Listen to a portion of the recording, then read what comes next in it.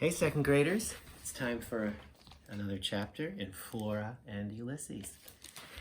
Chapter 19, The Inadvertent Eye. He sat in front of the machine. It was different from Flora's mother's typewriter. There was a blank screen instead of paper, and the whole contraption glowed, emitting a warm but not entirely friendly smell. What do you think Ulysses is sitting in front of? That's right, an old TV set. No, a computer and a computer screen. The keyboard was familiar, though. Each of the letters was there, each of them in the same place. Flora and Tootie stood behind him, and William Spiver, the boy with dark glasses, stood behind him too. This was an important moment. Ulysses understood that very well. Everything depended on him typing something. He had to do it for Flora. His whiskers trembled. He could feel them trembling. He could see them trembling. What could he do? He turned and sniffed his tail. There was nothing he could do except to be himself, to try to make the letters on the keyboard speak the truth of his heart, to work to make them reveal the essence of the squirrel he was. But what was the truth? And what kind of squirrel was he? He looked around the room. There was a tall window, and outside the window was the green, green world and the blue sky. Inside, there were shelves and shelves of books. And on the wall above the keyboard was a picture of a man and a woman floating over a city. They were suspended in a golden light.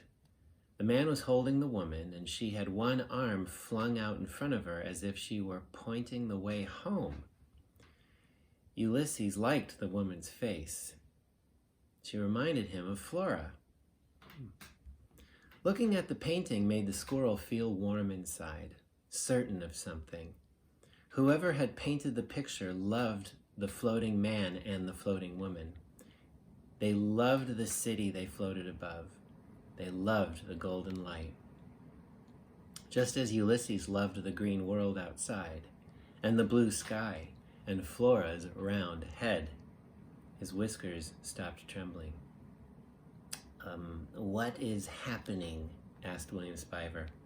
Nothing, said Flora. He's gone into some kind of trance, said Tootie. Shh, said Flora. Ulysses inched closer to the keyboard.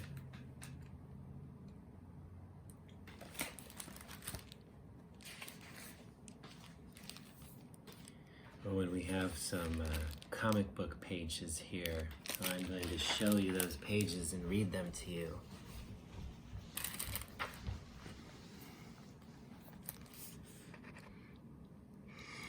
It was beautiful to the squirrel to see a letter appear out of nowhere. Well, what is it? What's the letter? It's an I, William Spiver.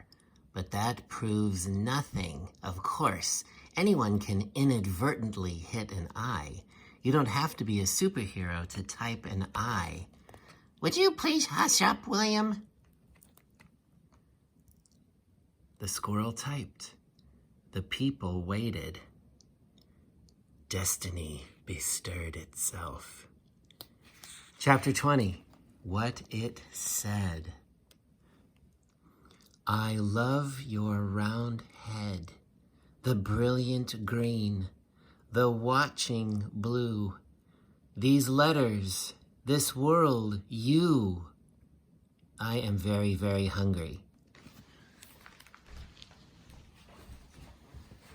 What poetry, second graders.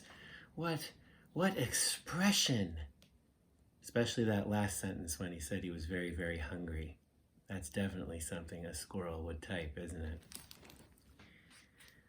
Okay, my dears, I'm going to leave you with that.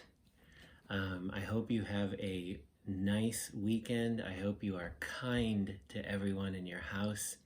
It can get a little crowded when you spend all this time together. So if you need to find some space, make sure you find some space for yourself in your room, on on the couch. I've even gone into a closet with a book and a flashlight before, just to get some alone time. We have to do what we have to do. Have a great weekend, and I'll see you on Monday.